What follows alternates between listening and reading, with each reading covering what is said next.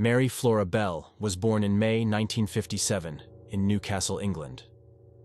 This is a true and verifiable account of a tragic story, with all the details that you will hear in the next few minutes being factual and documented. Mary Flora Bell was born in Newcastle and, like many troubled individuals, had a very difficult childhood. She was raised by a terrible woman. Her mother was involved in illegal activities who raised her alone. Her mother began exploiting her when Mary was only 5 years old. Her mother was an alcoholic and drug addict who beat her, abused her, and humiliated her. This monster, Betty as she was called, even tried to end her daughter's life several times, unsuccessfully, always claiming it was an accident, that the girl had fallen, or had taken her antidepressants in large quantities, always hiding the fact that she was a horrific mother, unlike few that have been seen.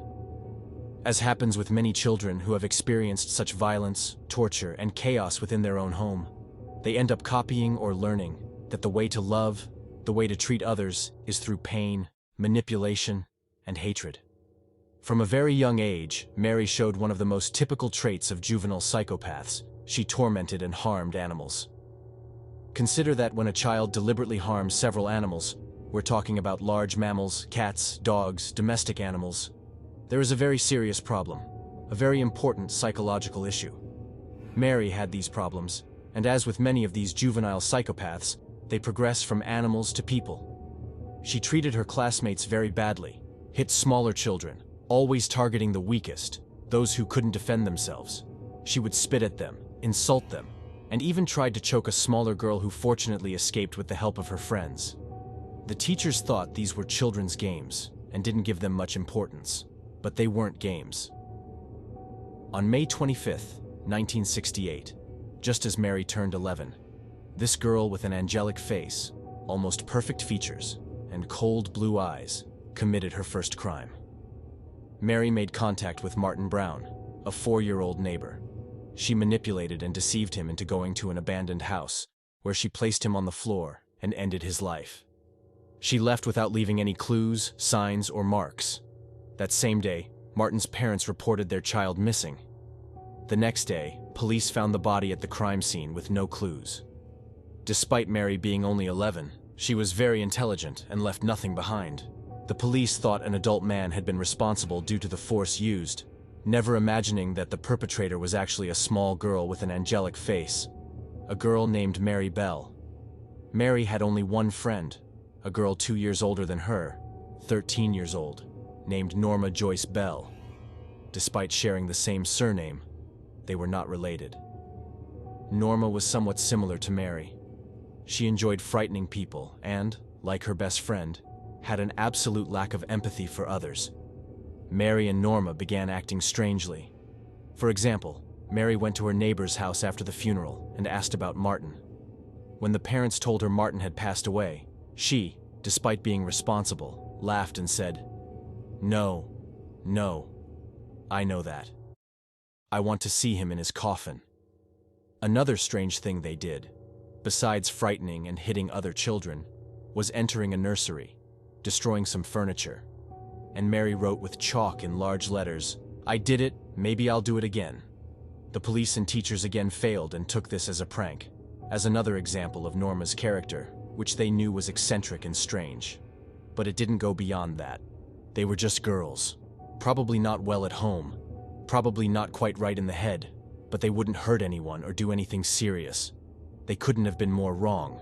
The second incident was about to happen.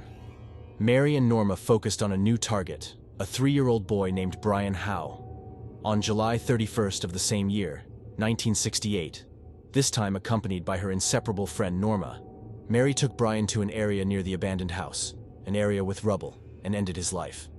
But this time she went further. She marked the initials MB.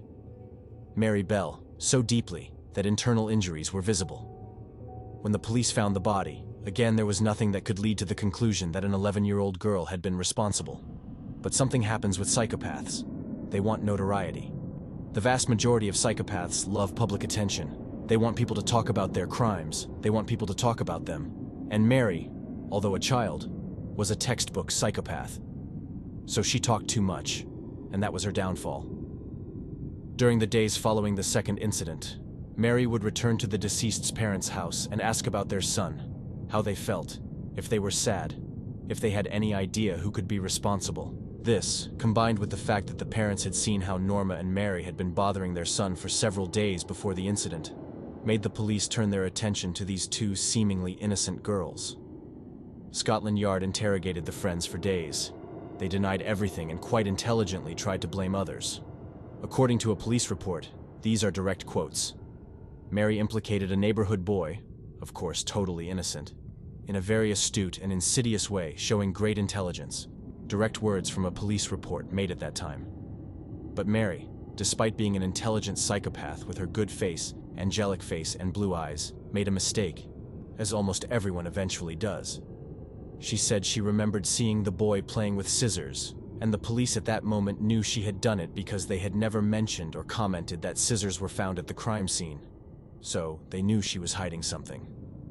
Detective Thompson, who was in charge of the investigation, stated that he had never seen such a chilling girl, that this girl had such an evil look that even he, an adult man, a police officer, was afraid, that she behaved like a disturbed person, and that even when she saw images of the coffin with the child's body inside, she laughed and rubbed her hands together. Finally, the detective got a confession from Mary herself, who also implicated Norma.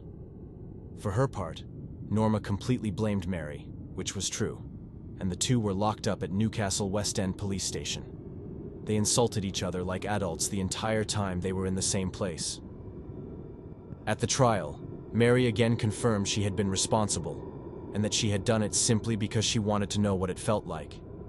She showed no remorse at any time. The court was harsh and sentenced her to life imprisonment. As for Norma, the court found her innocent although mentally disturbed, so they sent her to a psychiatric facility for several years. I mentioned that Mary was sentenced to life imprisonment. Well, this wasn't exactly the case. I can assure you that Mary is currently free and only spent 12 years in prison. How can this be? Well, in England there is a legal term called "at Her Majesty's pleasure," which means they sentence you indefinitely. There isn't an exact number. You could be there all your life. It's a very Anglo-Saxon legal term, very English. I don't know if there are other countries where this exists. What happens is that some convicts spend many years in prison, but others, as in Mary Bell's case, do not. Through sentence reviews and good behavior, although she escaped from an open prison called Moor Court, a prison where there is very little security, where you can almost pass a fence with a small jump, she escaped, according to her, to go party, because she wanted to experience nightlife, because she wanted to clear her head after several years of being locked up. They recaptured her and simply took away a few days of grace she had. The fact is that at age 23, Mary Bell was free. What happened to her once free? Very little is known. She wanted to start a new life, wanted to forget everything. She didn't give a single interview, didn't make a single public comment, unlike her unfortunate mother, who sold absolutely every story about how she raised her, what she did with her, how the girl was at home, somehow continuing to live off her daughter, perhaps not through exploitation, but by selling absolutely all privacy for simple, morbid curiosity. If you ask me, the person who should be in prison for life is her mother, Betty. She is the true culprit of everything. And with Mary, we have a person who has wanted to start a new life.